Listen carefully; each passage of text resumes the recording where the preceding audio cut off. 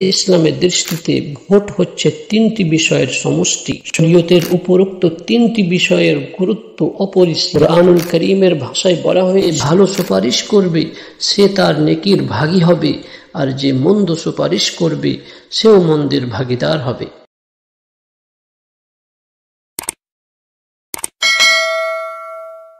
আসসালামু আলাইকুম ওয়া রাহমাতুল্লাহি ওয়া বারাকাতুহু।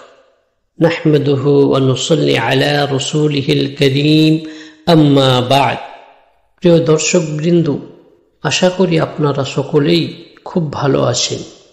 আসুন আমরা জানি যে ইসলামী দৃষ্টিতে ভোট কি ও কেন।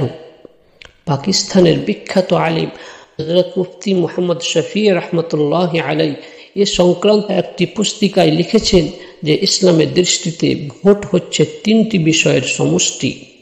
1 নম্বর সাক্ষ্য প্রদান, 2 নম্বর সুপারিশ, 3 নম্বর প্রতিনিধিত্বের অথরিটি ও সনদ প্রদান।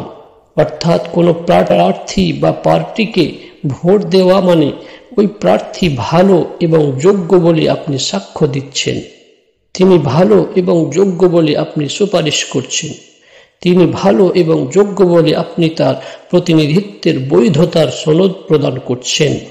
শরীয়তের উপরোক্ত তিনটি বিষয়ের গুরুত্ব অপরিসীম, কারণ কোনো ব্যক্তিকে রাষ্ট্রীয় নীতিমালা তৈরির এবং রাষ্ট্র পরিচালনার জন্য প্রতিনিধিত্বের সনদ দেওয়ার মানে হচ্ছে প্রতিনিধিত্ব দানকারী অর্থাৎ ভোটার তার ভবিষ্যৎ সকল কার্যকলাপের দায়িত্ব নিজ কাঁধে নিচ্ছে। ঠিক তেমনিভাবে সুপারিশের বিষয়টিও খুব গুরুত্বপূর্ণ। কুরআনুল কারীমের ভাষায় বলা হয়েছে, মান ইয়াশফা শাফাআতান হাসানাতান ইয়াকুল লাহু নাসীবুম মিনহা ওয়া মান ইয়াশফা শাফাআতান সাইয়্যাতান ইয়াকুল লাহু কিফলুম মিনহা।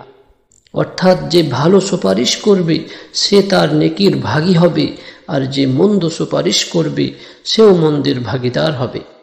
ভোটের মধ্যে যে তিনটি বিষয় রয়েছে অর্থাৎ সাক্ষ্য প্রদান, সুপারিশ ও প্রতিনিধিত্বের সনদ প্রদান, এর মধ্যে শাহাদাত বা সাক্ষ্যের বিষয়টি মৌলিক বিষয়।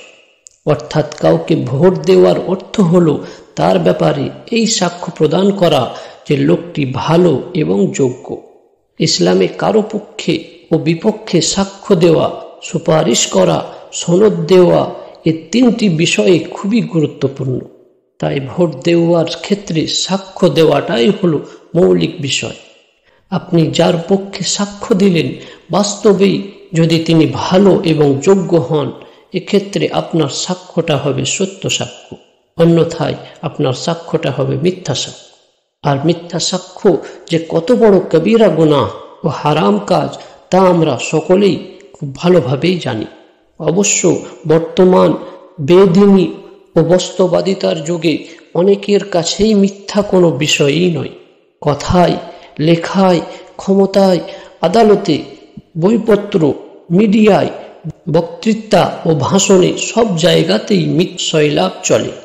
অথচ মানবতার মুক্তির দূত রাসূল করিম সাল্লাল্লাহু আলাইহি ওয়াসাল্লাম কঠিন ভাষায় মিথ্যা ও মিথ্যা সাক্ষ্যের নিন্দা করেছে।